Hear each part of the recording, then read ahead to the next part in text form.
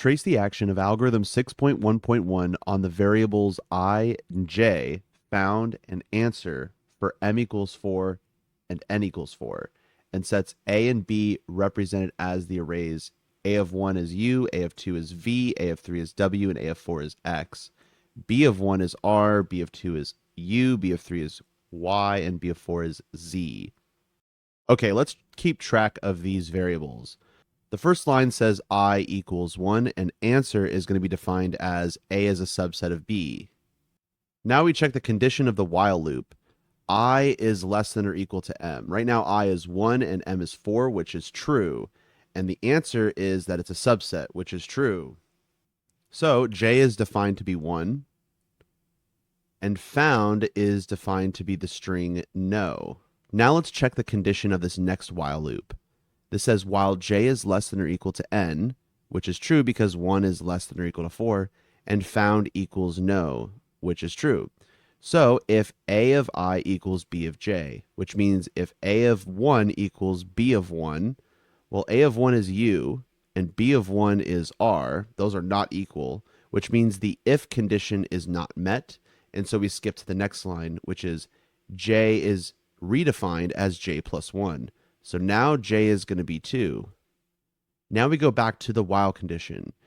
If j is less than or equal to n here, which is still true, and found is no, which is still true, then if a of I equals b of j, so now we have to look at a of 1 and b of 2.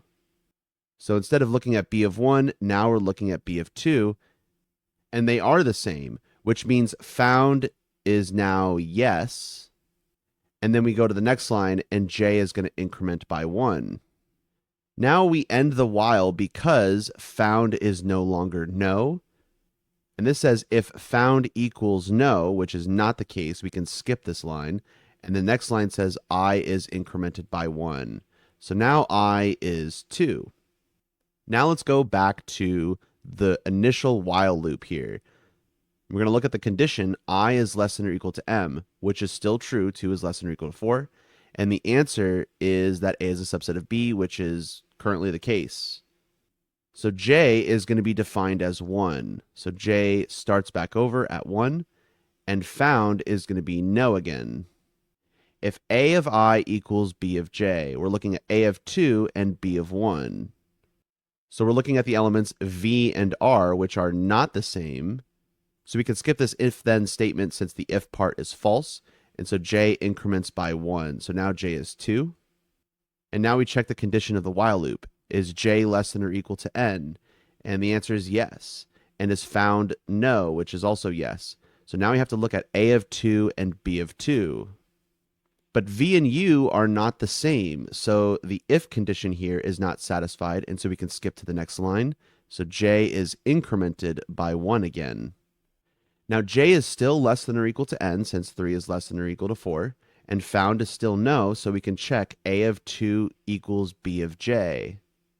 So now we could check a of 2 equals b of 3, but v and y are not the same, and so we could skip this if-then statement, and j increments to 4 now. Now we check the while condition again. J is still less than or equal to n, because 4 is less than or equal to 4.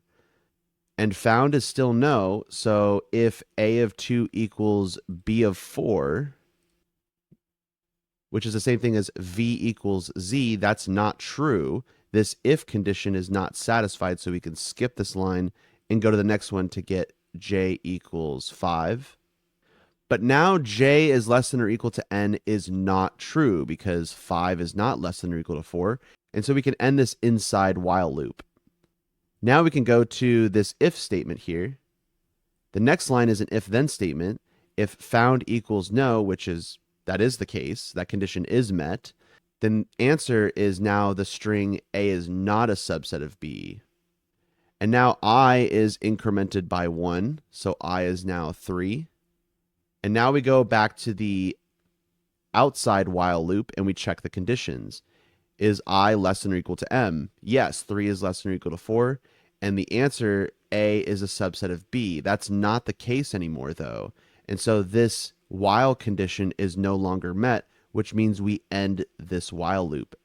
And so the output is the answer, which is that A is not a subset of B.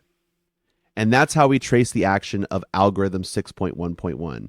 Thanks, everyone, and I'll see you in the next video.